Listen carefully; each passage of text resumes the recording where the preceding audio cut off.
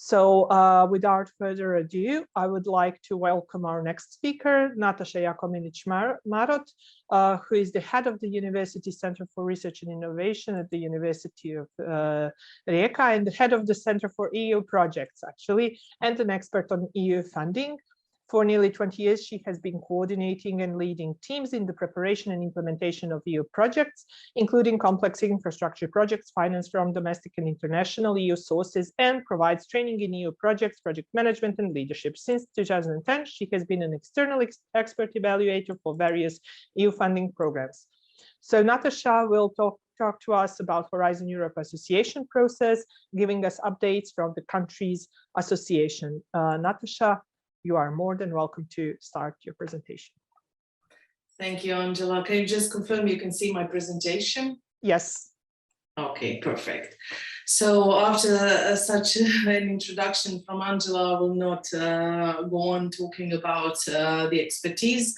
I think you are all keen to know what's going on with the association process to Horizon Europe. So I'm here to give you an update for today. Just a moment, sorry. Okay, so what I will talk about is I will give you an overview of the countries which have currently completed the association process to Horizon Europe, give you the list of countries which have signed agreements of association but are still pending national ratification, also other statuses of potential countries. I don't know what's going on. And since UK and Switzerland were associated to the previous Horizon program, we received many questions about their status. So I will put some attention on that as well. As far as you can see on my slide, there are 9 countries currently associated to Horizon Europe. These are Georgia, Iceland, Israel, Moldova, Montenegro, North Macedonia, Norway, Serbia, and Turkey. So these countries have completed their association processes, and they have been, the association process has been ratified in their parliaments.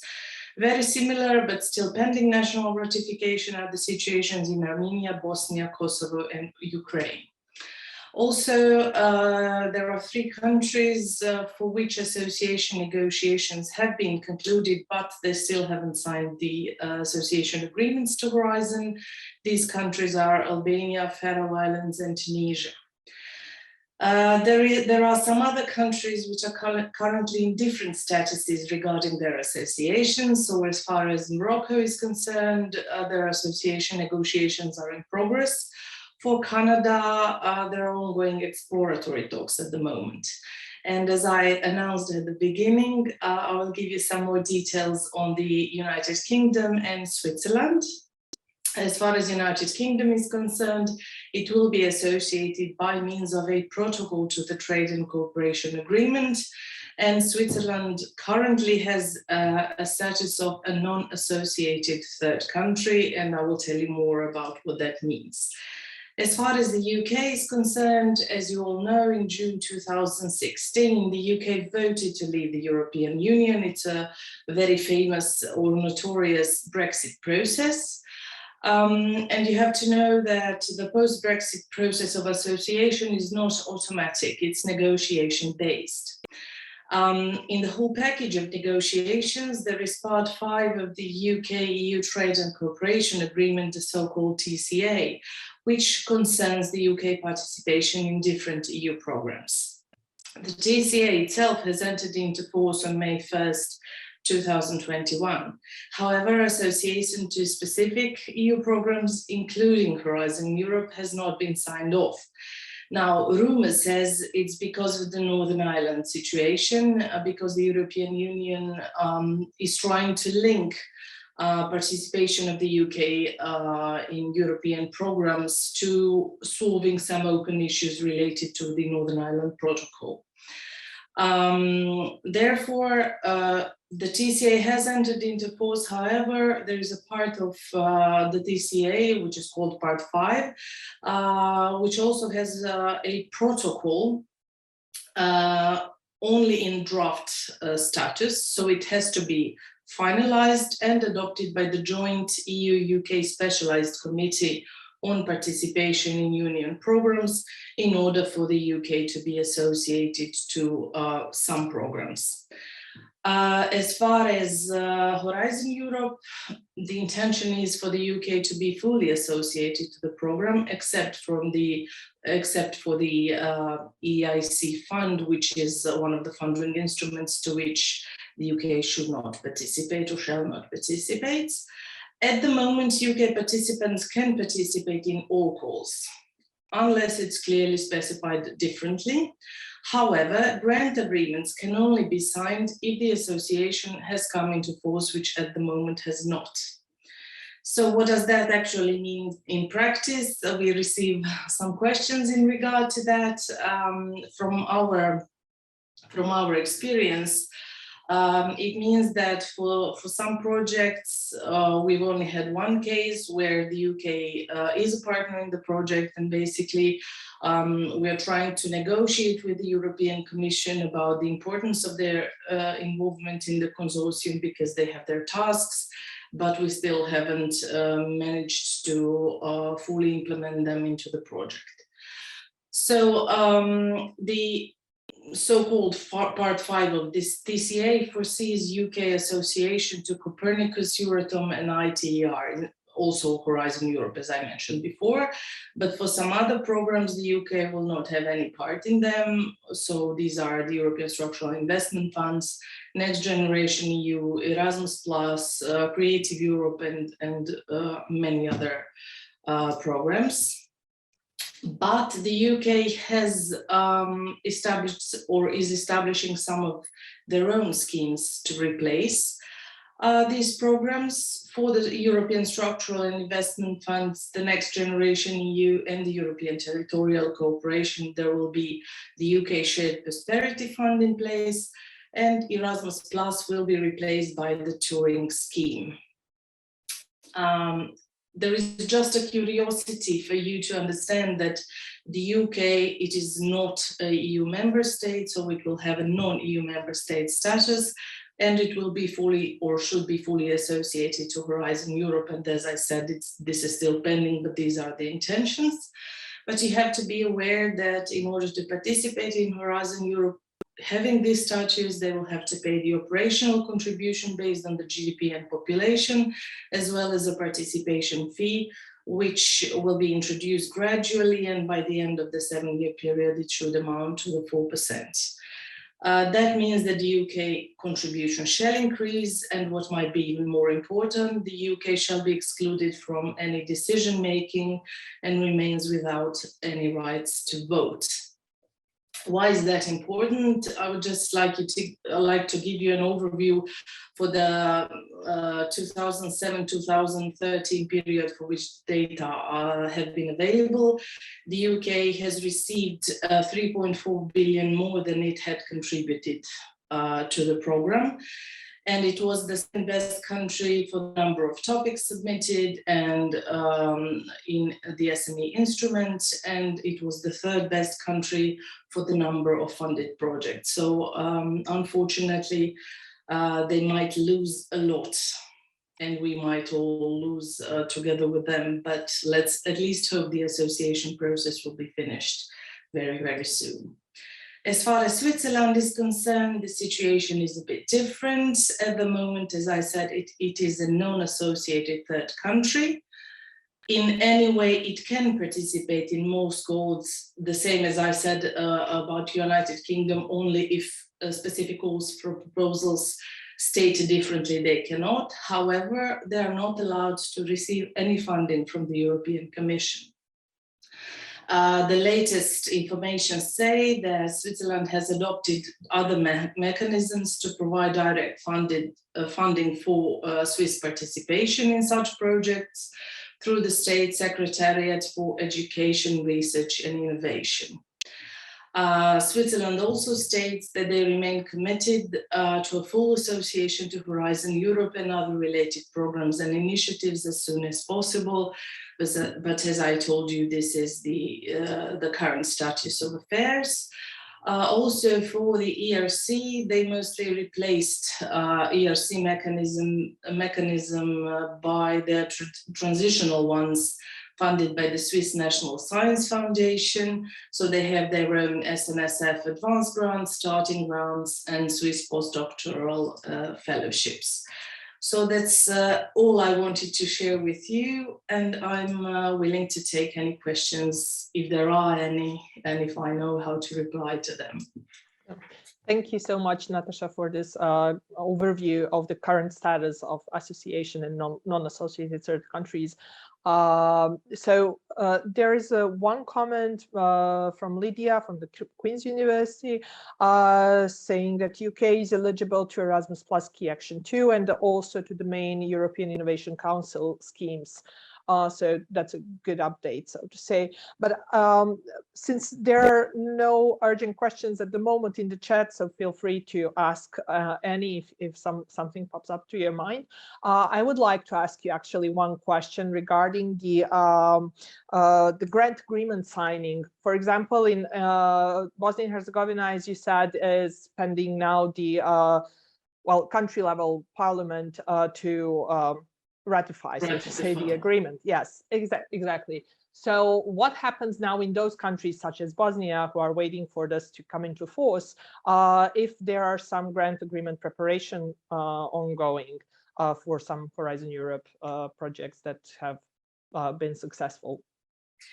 I'm sure the coordinators will have to reach to their project officers and try to discuss the specific situations, because actually this is quite a common situation, and all the countries being associated at this moment had to go through these steps.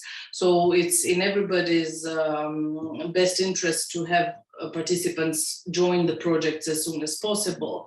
But I think it will have to be done on a case-by-case basis. And this takes me also to the potential of using this as a discussion platform, because we have very limited experiences in the in UK participants in our consortia since the situation of the new Horizon Europe program. I would really like to hear whether there are any experiences on how the process is going in some other projects as well. That would be great if people could just share in the chat the information about that, because as I said, we only have very limited experience, and it would be great to see whether any consortium has managed to have them fully associate to a project, even in this current situation.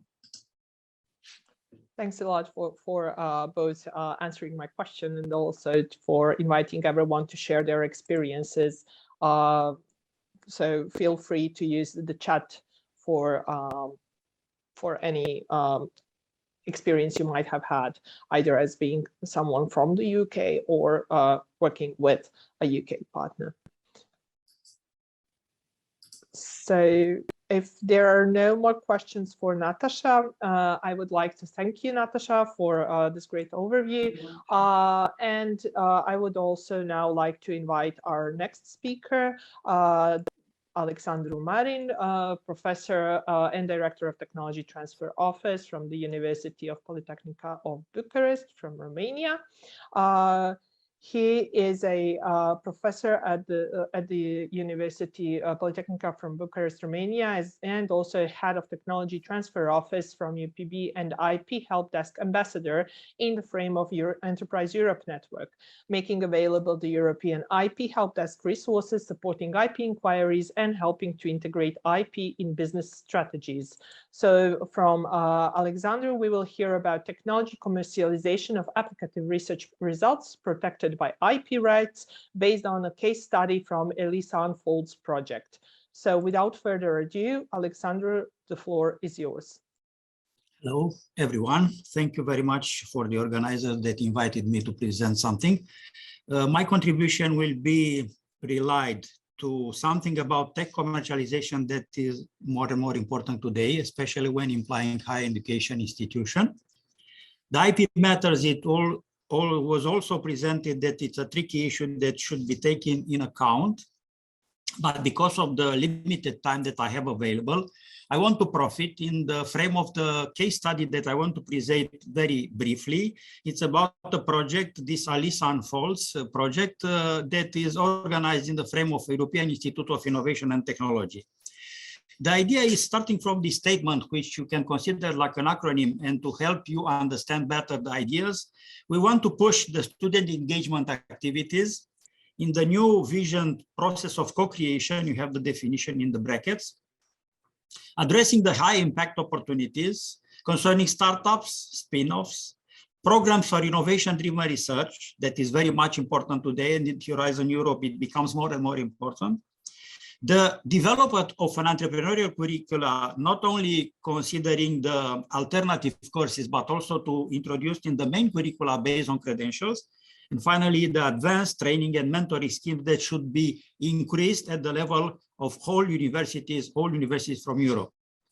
The vision of ELISA, which is this alliance, and you have here in the brackets the link, where I strongly kindly ask you to consult the webpage, because the project just started. Now we are just finishing the first period of implementation, but in the webpage you'll find more information. This schematics proves that higher education institutions are in the center of all the systems, starting from society, through startups, SMEs, research institutes, corporate governance, public authorities. The key metrics that we address, that I already mentioned, it's about, again, the keywords that I'm addressing. It's about the innovative student engagement, not only to become entrepreneurs, but also to be more innovative in the quality of the employees, to support the co-creation process that is more and more developing today, when, to say, external partners with different to say competencies, with different interests, all the stakeholders interested to develop some technology product, to give a practical example, should contribute. This co-creation is not sufficiently mature at the level of higher education institution from Europe. And this is our push in order to develop guidelines and best practices. The venture builders for higher education spin-offs, where IP matters are very important to be taken into account. Certain dedicated program for innovation-driven research, some credentials for entrepreneurial curricula, including IP matters, in a regular way of doing teaching for IP matters, starting from bachelor till PhD studies. And finally, and very important, mentoring and advanced training, hands-on applicative training for entrepreneurial, coming from universities or collaborating with universities. We have certain domains, but I want to pass relatively fast on them, because it's about, again, the student engagement. And here are repeated the metrics that we will use in reporting and obtain practical results in our activities. It's about hands-on entrepreneurial activities that I mentioned already. Every university has some about the third mission, about some entrepreneurial mission, but today we should update and should develop these entrepreneurial strategies. And related units, for example, business incubators should be more in the focus of our higher education institution. It's about new collaboration with external partners in the frame of ecosystem concerning innovation and entrepreneurial aspect that should be put together. We try to develop guidelines, very practical one to use in the new ventures that we want to support. And one criteria will be how many new ventures we launch, not separately for university, but fully supported by our units. The structure for creating startups is one aspect, but venture builder for spin-off, that means university is still interested in developing the spin-off and again throwing them on the market, should be supported in structure dedicated to these programs. And again, coming to startup programs, venture builders, startup spin-off, and tech transfer programs, we will develop at the level of our consortium a common tech transfer program that will support our initiative. The fourth domain of activity that we will focus on, it's about the innovation and entrepreneurial resources that we have and we want to develop, and training programs and mentoring schemes. Things I'll repeat it because I wanted to be focused on some ideas, on some principles, not to have a lot of information, but not very useful. And again, about the innovation and entrepreneurship education in the frame of the European Institute for Innovation and Technology, it will be the umbrella of master and doctoral level, from which we expect a lot to develop technologies in today's situation. And now the two tasks that we are coordinating, we have working some desk research, we obtain some results. The clustering of student engagement practices are now together put in a, to say, organized matter. manner. And finally, we delivered a guidelines for how address these institutional strategies and how to have an organization, efficient organization model for student support units. But I want to mention, one size doesn't fit all. We can't have the exact model of organization, the student support unit. We have common principles, but they should be adapted to each particular context, especially because not every university is sufficiently developing the activities in the frame. And here is the schematics, very nice, with 3 pillars about places, people, and partnerships. And we have about the idea process, the practices for clusters. We have in the bottom, in the up part of the presentation, it's about the institutional practice that you can read here. And in the below part is about competence framework that we want to develop concerning entrepreneurship and innovation. And here is the schematics, very nice, how to make, in some systems, say we have accumulation in quantity and we make a qualitative jump. People from Eastern Europe, which work in socialist system, know very well what is the system. But the 4 clusters, coming back about the things that I presented, it's about the rethinking the curriculum, training the staff, then going to the second curriculum that is discussing about the resources that we have available that we want to develop, then to go some practical aspect that we want to develop again, to design programs, widen ecosystem participation, foster learning through experience, hands-on. I want to emphasize a lot. And finally, it's a synthesis of the context that we address, and we should adapt these clusters to the practical aspects, the purpose for developing third mission. And finally, the task that it's about the mapping of existing ecosystem and creation of new ventures. We developed a map. It's a nice, interesting map where we can see what are the connections, what are the contribution of different stakeholders, and finally develop a guidelines. And here is the only one schematic that we obtain. It's about here the way that these structures analyzed in the list here that you see. Some formal and informal approach, some formal approach and informal approach. And here we have the level of involvement in different actions that you can read most clearly. And it's this document I kindly ask the organizer to put in your disposition. We analyzed one specific case of an innovation lab from Polytechnica. It's about the list of stakeholders' involvement in co-creation innovation processes, starting, for example, for our innovation lab, ideation and design thinking program, challenge-driven innovation program, talent actions, mentorship program, involvement in setting. And then here it's the history of development of activities. For our case, it's more than 5 years.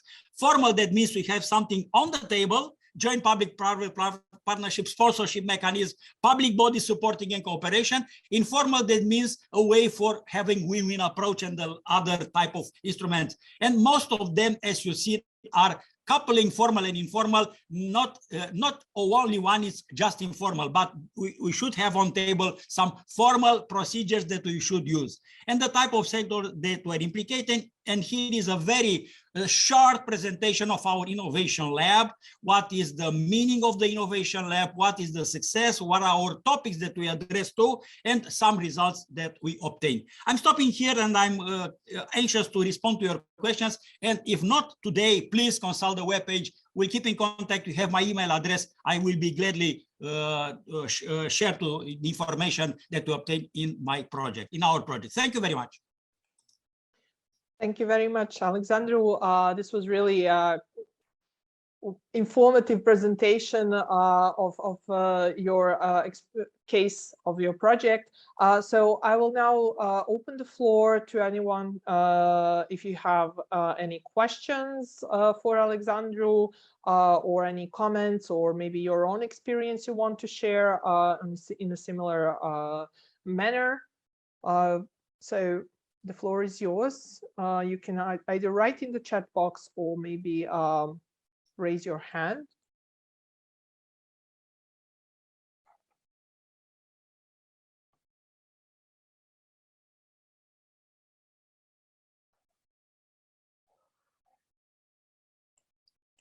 So since there are no questions and no raised hands thus far, I have a question for you, Alexander. So this is an ongoing project, right? Yes. So what are your first let's say, results, if you have some already, relevant, of course, to the IP protection and the tech transfer. The IP matters that I want to address, it's about our service, IP Help Desk. Probably you know it. It's just the first step to offer information to SMEs for people which have initiatives to develop something covered by the protection of IP. This aspect was not in our control in the moment because IP matters. It's covering all of things that happen in the creative and to say innovative industries. But as mentioned in the DESCA presentation, it's something that upraised something very important that we should address. My contribution in this project will be exactly focused on IP matters. How to use instruments, how to use materials, how to discuss with the potential clients, because IP is nothing to make copy-paste. It's not a unified process. It's something to, we have some rules. We are addressing to companies, mainly SMEs or startups, which are want to deal at international level with IP matters, but this thing will be understood in real context. The frame is okay. We also expect the unitary pattern that will diminish the cost. This is something that will happen in the future. I don't know how much will help us, because when we discuss about IP capitalization, valorization through tech transfer process, we should understand we don't address science. You know very well, we address market. So concerning the market, this innovation approach should be more careful and to say designed for the clients. Please don't be afraid about IP matters. You have consulting IP Help Desk, a network of ambassadors that is covering, like supporting our countries. The policy of IP matters is not only them, but at the level of European Commission, this initiative was very much supported and it will be developed. And especially I want to mention, I'm stopping here, we develop under the umbrella of European Commission, certain colleagues from India, China, East Asia, South America, because IP matters should go internationally. I skip the agenda that we discussed. I discuss about higher education in the frame of the consortium and mainly oriented to European universities, engineering universities, but the things should be discussed at the global level. Thank you, Alexandre. So anyone having anything to add or maybe to react?